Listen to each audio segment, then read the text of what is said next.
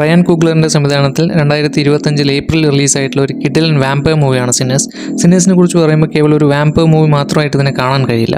സിനിമയിൽ ഏറ്റവും ഇൻട്രസ്റ്റിംഗ് ആയി തോന്നിയ കാര്യം ഇതിനകത്തൊരു ജോണർ ബ്ലെൻഡിങ് നടക്കുന്നുണ്ട്. ഒരു മ്യൂസിക്, ഹൊറർ, റേഷ്യൽ തീംസ് എല്ലാം ഉൾപ്പെടുത്തിക്കൊണ്ട് ഒരു പീരിയഡ് ഡ്രാമയായിട്ടാണ് ഈ സിനിമ ഒരുക്കിയിരിക്കുന്നത്. 1932 കാലഘട്ടത്തിലാണ് ഇതിൻ്റെ സ്റ്റോറി നടക്കുന്നത്. ആ കാലഘട്ടത്തിൽ വളരെ പ്രധാനപ്പെട്ട ഗ്യാങ്സ്റ്റർ ഗ്രൂപ്പായിട്ടുള്ള ചിക്കോഗോ ഗ്യാങ്ങിനോടൊപ്പം വർക്ക് ചെയ്തതിന് ശേഷം ഒരു ട്വിൻ ബ്രദേഴ്സ് അവരുടെ നാട്ടിലോട്ട് തിരിച്ചു വരികയാണ്.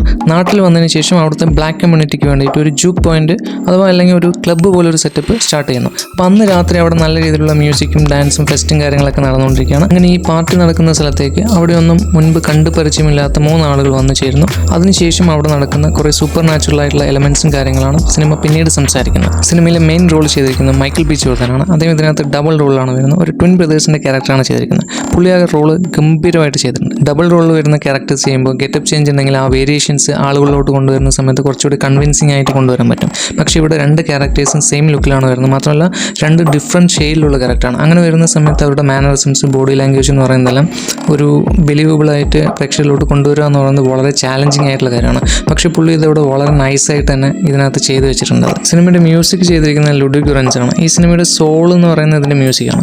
സിനിമയിൽ ധാരാളം ജോണർ ഷിഫ്റ്റ് നടക്കുന്നുണ്ട് തന്നെ ഓരോ സമയത്തുള്ള മൂഡ് കൃത്യമായിട്ട് പ്രേക്ഷകരിലോട്ട് കൊണ്ടുവരുന്നതിൽ മ്യൂസിക്കിൻ്റെ പങ്ക് എന്ന് പറയുന്നത് വളരെ വലുതാണ്. റോട്ടൻ ടൊമാറ്റോസിലെ 98% സ്കോർ ചെയ്തിട്ടുള്ള ഈ സിനിമ 2025 ഏറ്റവും മികച്ച സിനിമ എക്സ്പീരിയൻസിലൊന്ന് തന്നെയാണ്.